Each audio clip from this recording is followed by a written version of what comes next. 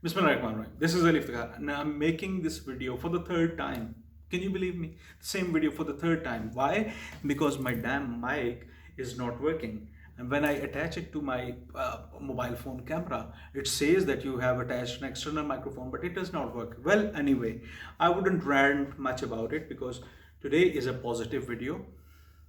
Okay, and I am going to give you 5 ways of how you can spend your time, you can utilize your time efficiently while you're waiting for the FSW draws. I mean, there are so many videos out there right now where you would find speculations about how the FSW draws are going to look like in the future, and what bad things are going to happen about FSW candidates. I mean, people are saying all sorts of things, but here you are waiting in your express entry pool and you are an FSW candidate, so you don't need those negative vibes because you're already disheartened for the delay and you don't want the delay to prolong. But I'm going to give you 5 things which you can do to improve your efficiency, and you can utilize the time that you're spending in waiting for the FSW draws to resume. So these 5 things, you need to watch the video till the end because I'm not going to repeat these things. So let's start the video. The first thing is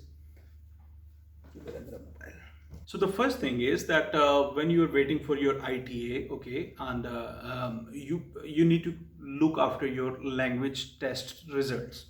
For example, let me tell you that your IELTS score expires after 2 years, okay?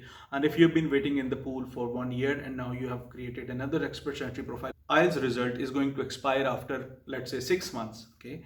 And you receive an ITA after 3 months, and in current times they are giving you 90 days to submit that application. They're giving you 3 months, okay?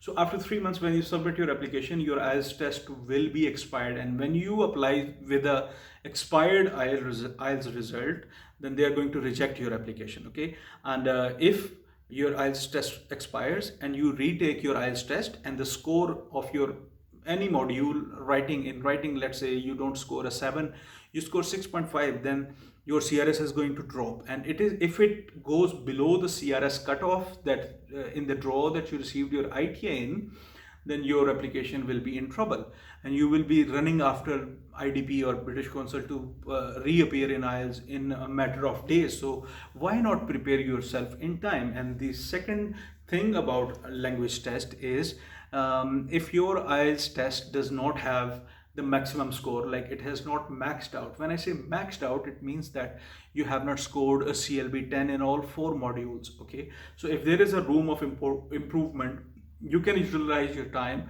and attempt that IELTS test, okay, so that your CRS score improves, okay? And the third thing about language test is that if you had an IELTS test and now you have learned French and you want to give out your TAF exam, then you just take that CLB 7 of French language and score another half century of CRS in your express entry profile. So this was the first thing that you need to look after if you are waiting in the express entry pool and you are an FSW candidate, okay? The second thing is that you need to consider the requirements of a PCC, Police Clearance Certificate. That is the most common reason for people whose applications get rejected, okay? And let me give you an example. If you studied in the UK and now you're applying for a PCC from UK, and you're applying through ACRO, of course. It is an online procedure, but they send you the hard copy through courier, and amidst the pandemic,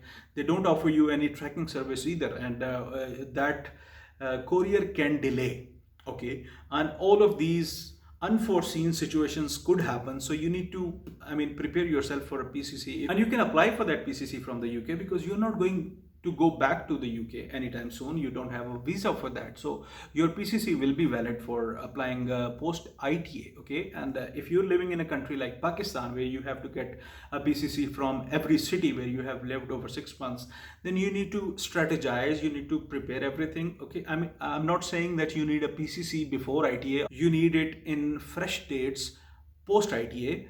But you need to strategize, you need to think about it, you need to think about the procedure. Where is the Khidmat Markaz, where is the police, how can I get a police clearance certificate? You need to know about these things so that you can get these documents within 90 days to submit your application post ITA. Okay.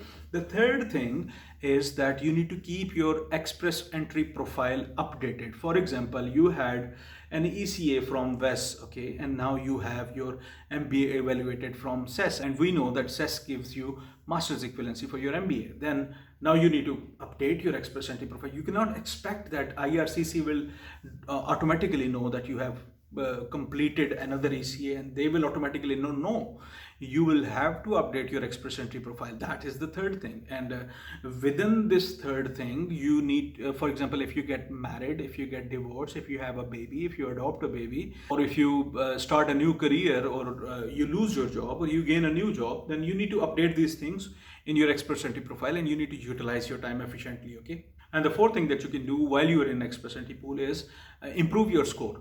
I have made another video on improving your CRS score, and I don't know if I will upload that video before this or after this video, but you need to find that video and you need to know how you can improve your CRS while you're waiting in the express entry pool. Okay, so in this video I'm not going to go into the details of that. And the fifth thing for you as an FSW applicant is to search for a job through job bank. When you create your express entry profile and you open up that job bank, you get a job seeker validation code. Okay, and you can apply for various jobs, numerous jobs, through that job seeker validation code in your profile, and you can literally apply to the Canadian employers, and 1 in 1,000 person would get a job ultimately from the job bank. That's the purpose of job bank, right? But on this channel I don't give you false hopes. Okay, so what benefit it will give you is you will know which province, which kind of companies, which employers, which sector needs your knock, needs your expertise. And then when you look at those job posts, you will come to know that what keywords you need to use in your CV, and you will learn how to create a Canadian resume. That is the most difficult resume to make in understanding of most people. Okay, so these things, these job related things, if they don't give you a job right now, obviously they will help you in your future job research in Canada when you are in Canada. For example, if you find a job in the job bank related to your knock, and that employer demands that you need to have a certification, and you enroll yourself in that certification. Okay, when you enter the job market, then that certification will be helpful for you. Okay, so these are the things that will help you research for your job search when you arrive in Canada. So not necessarily you will get a job from outside of Canada through job bank, but there is a chance. But it will definitely help you in your job search in Canada. Okay, so these were the 5 things that an FSW candidates needs to do when he or she is waiting in the express entry pool. And I will give you a bonus tip. If you are in express entry pool, then you need to keep yourself updated about the express entry procedures. What are the new rules? Like, for example, there were some points announced for French speakers, so you need to know all these things. So for that, the best way is to follow my YouTube channel.